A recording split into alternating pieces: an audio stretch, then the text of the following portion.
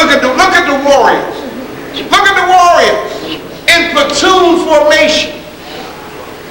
African Wasset warriors. Y'all get a chance, I want y'all to study the movie Shaka Zulu. Y'all see where Africans got, look at it. Look like a platoon of Marines with shorts on. All with that left foot forward. Brothers of the craft, there your working tools. Got your setting mark, your compass, your square. If I was to zoom back and show you that whole wall, you see the plumb and everything. All your working tools. Stonemasons, here we are at the Temple of Karnak. At the Avenue of the Rams. Not St. Louis Rams. Alright? Here you have Ursa Ma'at Rasa Tempenra standing there. Now, brothers and sisters, I don't know if y'all ever thought about this, those of y'all in the Baptist church. When the ushers are on the floor, they stand like this. So now y'all know where they got it from. Most ushers who do this, they don't know why they do it. They do it because they were told in training to do this. Okay? And when they pray, they do like this, which represents the position of death in Kemet. Y'all hear what I'm saying? So those of you who are Urshers up in here. Next time you get ready to do this, now think about it, okay? When you Urshering, all right? Here we have in the Temple of Karnak. Now, the Temple of Karnak was devoted to the god Amen. Amen is the one, as I told you earlier, with the headdress of the 2 tablets. That's where the idea of Moses came from, with the tablets of stone. Amen. Here you have again, now this is deep stuff, because you have here Ptah in his burial clothes. Amen. The circle is Ra. So you have Ptah, Amen, Ra.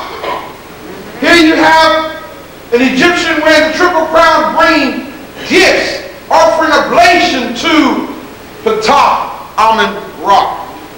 Folks say that Hagins over there making up these names. Man, come on, man. Here it is. This is way older than any Arabic, Hebrew, Jewish, Christian. Here it is, our story. Our story.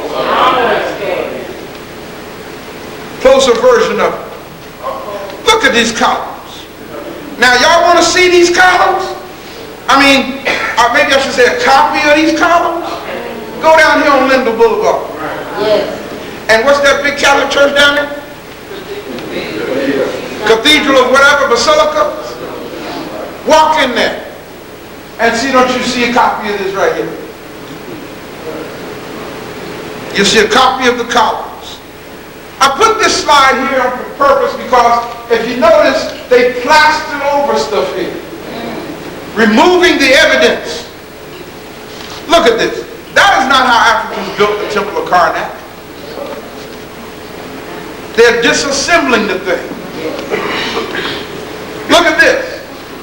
Here you have Ptah, Amen, Ra, the triune God. Y'all see where they got it from? Yes. The triune God. The Christians went in here, the Romans, and just destroyed it. They did the best they could to make a cross out of 3 people. Look at this. Africans didn't build the temple like this. Here you have the Tekken, or the obelisk of Hatshepsut. That's a very important thing right there, y'all. If you go to any cemetery, you see a whole lot of them. Why? Because it's symbolic of resurrection. Resurrection. Resurrection. I'm going to mess with y'all now. Resurrection.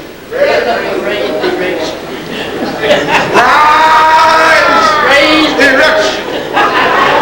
Raise, erection.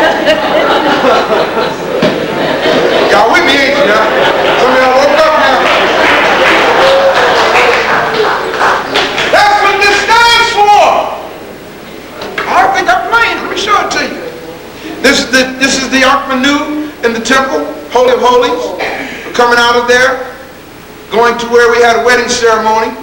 This brother here is Abdul. He doesn't have an education, but he speaks more languages than all of us in here combined. And every time we go to Kemet, he greets us. He welcomes the Nubians and lets us know how glad he is to see us. And it's always good to see him too. As you see there, sisters. Ain't that Ruby? Yes. All right now.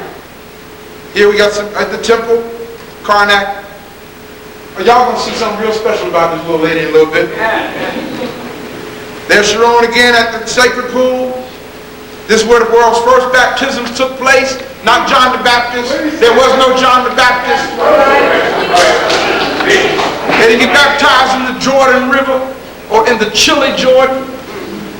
This is where the world's first baptisms took place. The Kemetic priests were baptized as an initiation into the priesthood. Right here, sacred pool of Karnak. That's some deep stuff, y'all, because you see the text in here, the obelisk. If you were to stand in the southern position out here and look over the sacred pool at the obelisk, you'd see where the white man copied that too.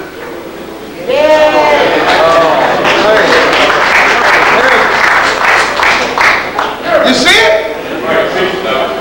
That's called Washington, D.C. Right. There you go. There's the obelisk. We all been thinking that that's George Washington's thing. It ain't about George Washington. They stole it. Yes. Copied it. But there's a big feature about this. I'm getting ready to show it to you. There's Hatshepsut's obelisk at the temple of Karnak. What's so important about this thing? Rise. Erection. That is right there.